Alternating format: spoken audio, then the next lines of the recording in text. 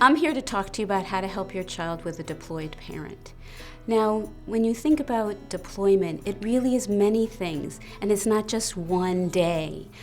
There's pre-deployment, and then there's deployment, and then actually eventually there's when that person comes back. There's a couple things to think about when you're thinking about how to help your children.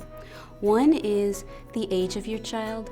The other is what phase of the deployment this is and how many deployments. So let's talk about the deployment itself. There's the pre-deployment phase where often there's the getting ready, and there's lots of kinds of feelings and just behaviors that start to happen with the parent that is going to be deployed and with the family that will be staying behind. So once that pre-deployment phase kicks in, already there may be a different routine and lots of new feelings and sometimes problematic feelings. But on the other hand, you have that family still a family. So some of the things that you will see down the road once the person is deployed won't be evident yet. Then you have the deployment itself, and then there's the goodbye, and then there's that person not being there anymore. So in the pre-deployment phase, you may have been talking about how to handle different things or different roles and responsibility the spouses would take on. But then the reality is what happens day to day when the person is actually deployed and no longer there. So I think people need to think about even that pre-phase and how to help children. Now, in terms of helping children, you want to think again about their ages.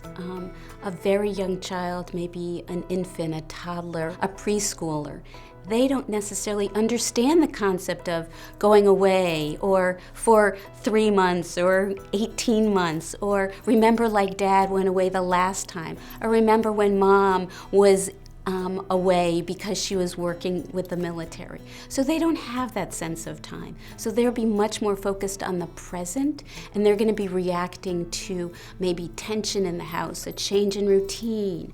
And then once the deployment happens, they may have some of those behaviors in terms of searching or feeling lonely or feeling distressed or have more tantrums. Sometimes, the more you can keep their routine the same, the more you can have a structure in place, the better it will be because it'll be comforting for them. When you get children that are a little older, school age, and certainly teenagers, then they understand much more about what's going on. They may want to be more involved in making plans, taking on new roles in the family. They may also be scared or angry or worried. They may also want to be responsible and want to help, starting at the pre-deployment phase and certainly once the person is deployed. So as you can see, there's a wide range of reactions and feelings that kids can have, and certainly the spouses and the people that are going away may have. Teenagers, of course, may have all sorts of other kinds of feelings that they have related to the reality of a situation.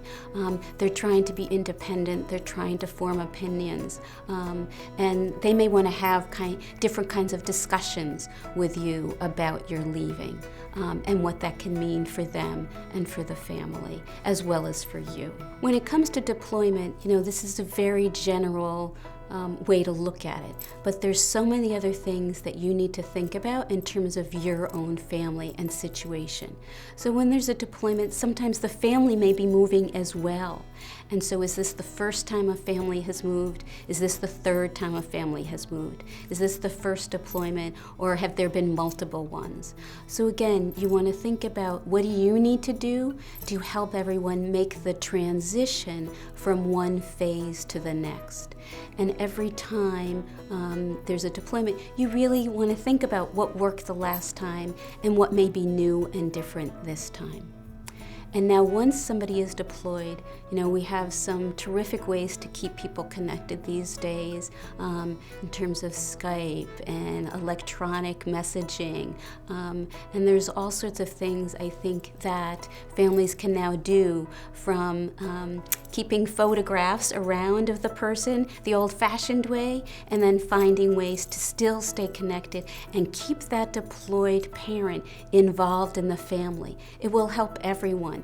to reintegrate when that person comes home, because they've been gone, but hopefully what they've missed, they've still become a part of.